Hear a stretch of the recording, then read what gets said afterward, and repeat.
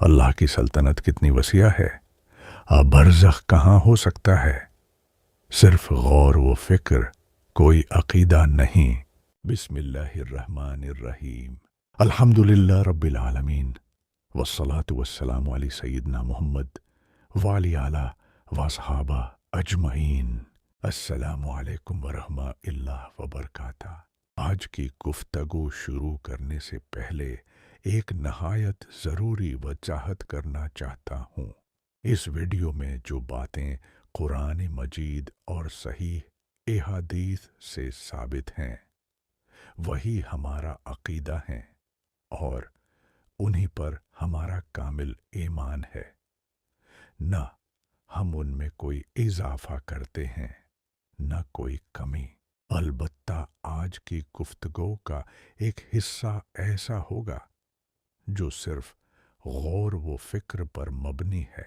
یہ کوئی فتوی نہیں، یہ کوئی نیا عقیدہ نہیں، یہ غیب کے بارے میں کوئی حتمی دعوی بھی نہیں، بلکہ صرف ایک عاجز انسان کی کوشش ہے کہ اللہ تعالی کی عظمت، اس کی لامحدود قدرت اور اس کی بے انتہا سلطنت پر تدبر کرے۔ کیونکہ قرآن بار بار کہتا ہے، کیا یہ لوگ غور و فکر نہیں کرتے؟ اور ایک جگہ فرمایا، بے شک آسمانوں اور زمین کی تخلیق میں عقل والوں کے لیے نشانیاں ہیں۔ تو آئیے آج ہم صرف سوچتے ہیں، صرف تدبر کرتے ہیں، صرف اپنے رب کی عظمت کو محسوس کرنے کی کوشش کرتے ہیں۔ ہماری زندگی اس چھوٹی سی زمین پر گزرتی ہے، ہمیں یہی دنیا بہت بڑی لگتی ہے۔ پھر سائنس ہمیں بتاتی ہے کہ زمین تو سورج کے گرد گھومنے والا ایک معمولی سا سیارہ ہے۔ پھر معلوم ہوتا ہے کہ ہمارا سورج بھی اربوں ستاروں میں سے صرف ایک ستارہ ہے۔ پھر ہمیں بتایا جاتا ہے کہ ہماری کہکشاں بھی کھربوں کہکشاؤں میں سے صرف ایک ہے۔ اور پھر سائنسدان کہتے ہیں، ممکن ہے یہ بھی پوری حقیقت نہ ہو۔ بعض نظریات کے مطابق شاید اس کے علاوہ بھی اور کائناتیں ہوں، اور پھر ان کے علاوہ بھی، اور شاید ان سے آگے بھی۔ یہ سب ابھی نظریات ہیں، ثابت شدہ حقیقت نہیں۔ لیکن یہاں میرا سوال سائنس سے بھی بڑا ہے۔ اگر ایک انسان اپنی محدود عقل سے اتنی وسیع کائنات کا تصور کر سکتا ہے، تو پھر اس رب کی سلطنت کتنی عظیم ہوگی جس نے خود انسان کے دماغ کو پیدا کیا۔ مجھے کبھی کبھی ایسا محسوس ہوتا ہے کہ شاید ہم اللہ تعالی کی قدرت کو اپنی محدود عقل کے پیمانے سے ناپنے کی کوشش کرتے ہیں۔ ہم سوچتے ہیں برزخ بھی شاید اسی کائنات میں ہوگا، فرشتے بھی، جنات بھی، جنت بھی، جہنم بھی۔ لیکن پھر دل سوال کرتا ہے، کیا واقعی، کیا ایک ایسا رب جس کی قدرت کی کوئی حد نہیں، جس کے لیے صرف کن کہنا کافی ہے، کیا اس کی سلطنت صرف اسی ایک نظر آنے والی کائنات تک محدود ہوگی؟ میں یہ نہیں کہہ رہا کہ حقیقت یہی ہے، میں صرف سوچ رہا ہوں اور آپ کو بھی سوچنے کی دعوت دے رہا ہوں۔ قرآن کہتا ہے، رب العالمین۔ ذرا اس لفظ پر غور کیجئے، العالمین یعنی عوالم، صرف ایک عالم نہیں۔ اللہ تمام عوالم کا رب ہے۔ کتنے عوالم یہ اللہ ہی جانتا ہے۔ رسول اللہ نے 7 آسمانوں کا ذکر فرمایا۔ علماء نے ان حدیث کی روشنی میں بتایا کہ ہر آسمان اپنے نیچے والے سے کہیں زیادہ عظیم ہے۔ پھر کرسی، پھر عرش۔ ذرا سوچیں، اگر 7 آسمانوں کی وسعت ہی ہماری عقل سے باہر ہے تو پھر عرش کی وسعت کیا ہوگی؟ اور اس عرش کا رب وہ کتنا عظیم ہوگا؟ پھر میں برزخ کے بارے میں سوچتا ہوں۔ قرآن ہمیں بتاتا ہے کہ موت کے بعد برزخ ہے، یہ بھی بتاتا ہے کہ قیامت تک وہی مرحلہ ہے۔ لیکن اللہ تعالی نے ہمیں یہ نہیں بتایا کہ برزخ کہاں واقع ہے، شاید اس لیے کہ اگر اس کی پوری حقیقت کھول دی جاتی تو ایمان بالغیب کا امتحان باقی نہ رہتا۔ لیکن کیا یہ ممکن ہے کہ برزخ ہماری उस मादी कायनात से मुख्तलिफ कोई आलम हो जहां वक्त वैसा न हो जैसा यहाँ है, जहां जगह का तसव्वुर ही मुख्तलिफ हो, जहां हमारी फिज़िक्स के कवानीन लागू ही ना होते हों। ये सिर्फ एक इम्कान है, एक तदब्बर है, एक सवाल है, दावी नहीं। फिर मैं फरिश्तों के बारे में सोचता हूँ, जन्नात के बारे में सोचता हूँ, अर्श उठाने वाले फरिश्तों के बारे में सोचता हूँ, रूह के बारे में सोचता हूँ। फिर मेरे ज़हन में एक ख्याल आता है, क्या ये सब मुख्तलिफ अवालिम में अपनी अपनी हकीकत के साथ मौजूद हैं? क्या अल्लाह ने ऐसी मखलूक़ात पैदा की हैं जिनके वजूद का तसव्वुर भी हमारी अक्ल नहीं कर सकती? क्या हमारी पूरी कायनात अल्लाह की लामहदूद सल्तनत का सिर्फ एक ज़रा हो? क्या उससे आगे ऐसी सल्तनतें हों जिनका इल्म सिर्फ अल्लाह को हो? मुझे नहीं मालूम, आपको भी नहीं मालूम, साइंस को भी नहीं मालूम, लेकिन एक बात ज़रूर मालूम है, अल्लाह हर चीज़ पर कादिर है। साइंस हर चंद साल बाद अपनी किताबें बदल देती है। कभी कहा जाता है यही आखिरी हकीकत है, फिर एक नई दरियाफत आती है और पुरानी बात बदल जाती है। लेकिन कुरान 1400 साल पहले भी यही कह रहा था, और तुम्हें इल्म में से बहुत ही थोड़ा दिया गया है। जितना इंसान सीखता जा रहा है, इतना ही उसे एहसास हो रहा है कि वो कितना कम जानता है। मेरे नज़दीक अल्लाह की अज़मत का हकीकी एहसास तब पैदा होता है जब इंसान ये मान लेता है कि उसकी अक्ल महदूद है, लेकिन उसका रब लामहदूद है, उसका इल्म लामहदूद है, उसकी कुदरत लामहदूद है, उसकी रहमत लामहदूद है, उसकी सल्तनत लामहदूद है। अगर वो चाहे तो खरबों नहीं अनगनत कायनातें पैदा कर दे। अगर वो चाहे तो ऐसे अवालिम पैदा करे जिनका तसव्वुर भी किसी मखलूक के ज़हन में न आ सके। अगर वो चाहे तो ऐसी मखलूक पैदा करे जिसकी हकीकत का इल्म सिर्फ इसी को हो। और अगर वो चाहे तो हमारी पूरी नज़र आने वाली कायनात को अपनी बेअंतहा सल्तनत का सिर्फ एक ज़रा बना दे। आखिर वो अल्लाह है, वो किसी चीज़ का महताज नहीं, किसी कानून का पाबंद नहीं, कोई चीज़ उसके लिए मुश्किल नहीं। और शायद गौर व फिक्र का सबसे खूबसूरत इंजाम यह नहीं कि इंसान हर सवाल का जवाब पाले, बल्कि ये है कि वो खामोश हो जाए, उसकी आंखें नम हो जाएं, इसका दिल झुक जाए और उसकी ज़बान पर सिर्फ एक ही जुमला रह जाए, सुबहान अल्लाह। ए अल्लाह, तो हर उस तसव्वुर से भी बुलंद है जो मेरा ज़हन बना सकता है। मेरी अक्ल जहाँ ख़त्म हो जाती है, वहाँ से तेरी कुदरत शुरू नहीं होती, बल्कि तेरी कुदरत तो हमेशा से थी, हमेशा रहेगी।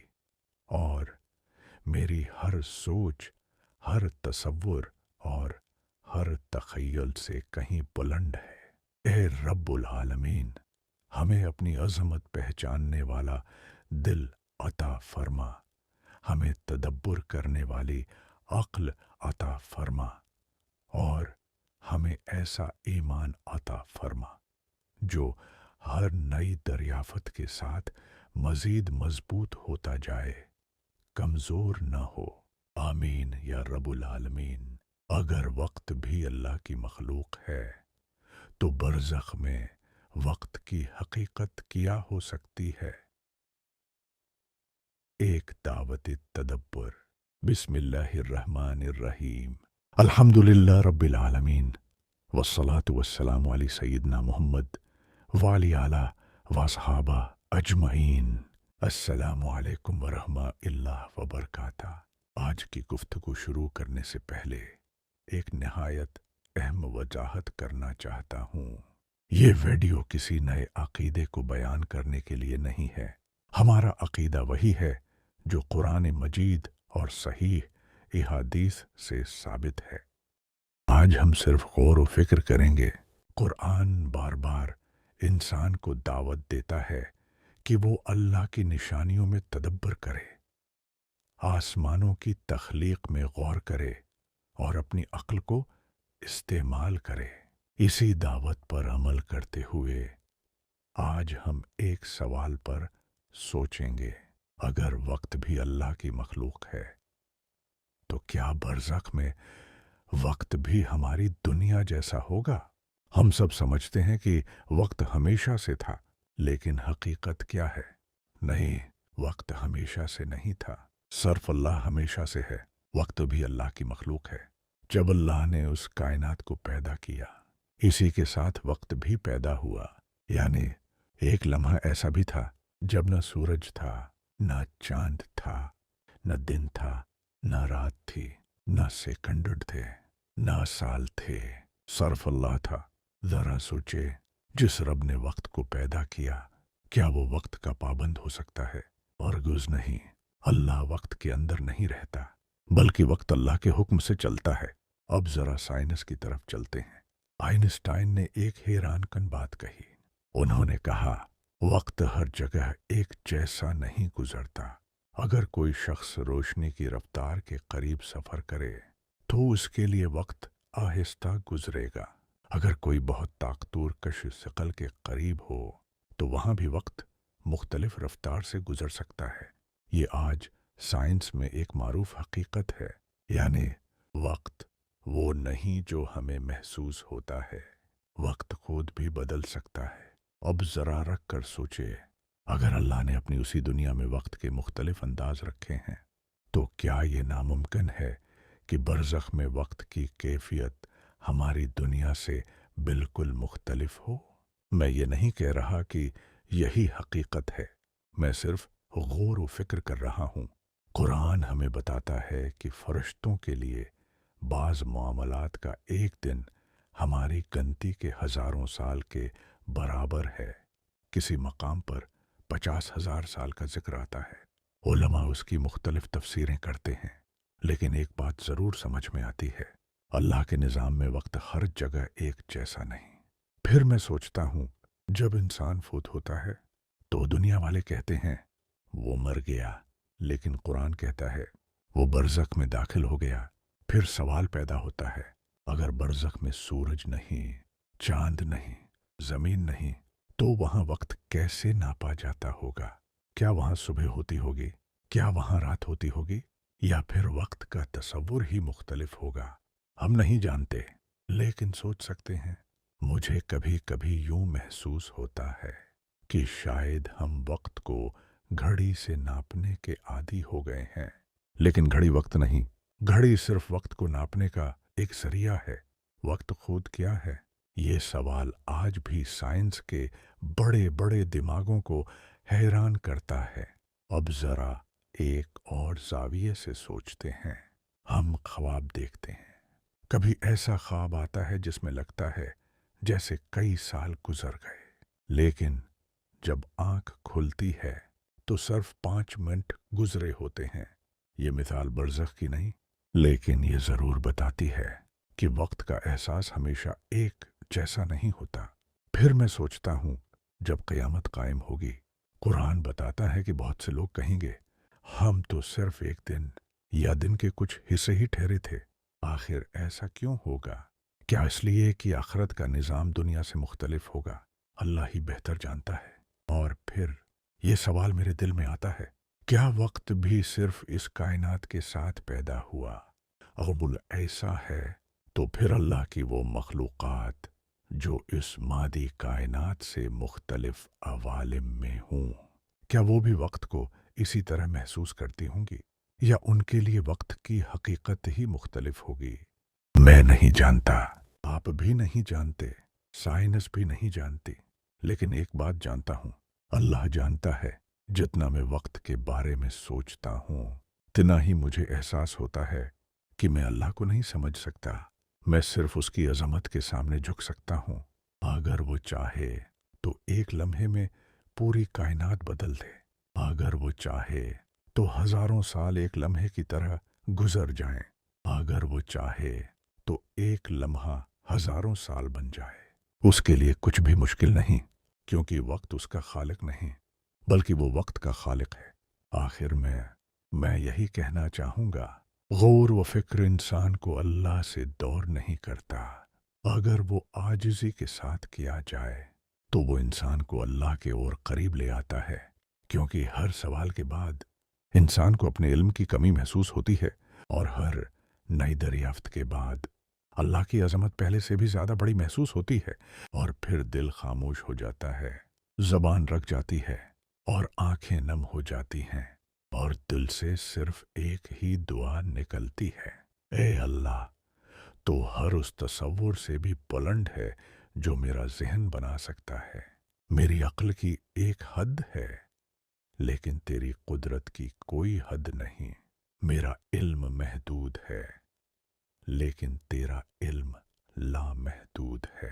میں تجھے سمجھنے نہیں، بلکہ تجھ پر ایمان لانے اور تیری عظمت کے سامنے جھکنے آیا ہوں۔ سبحان ربک رب العزت عما یصفون وسلام علی المرسلین والحمد للہ رب العالمین۔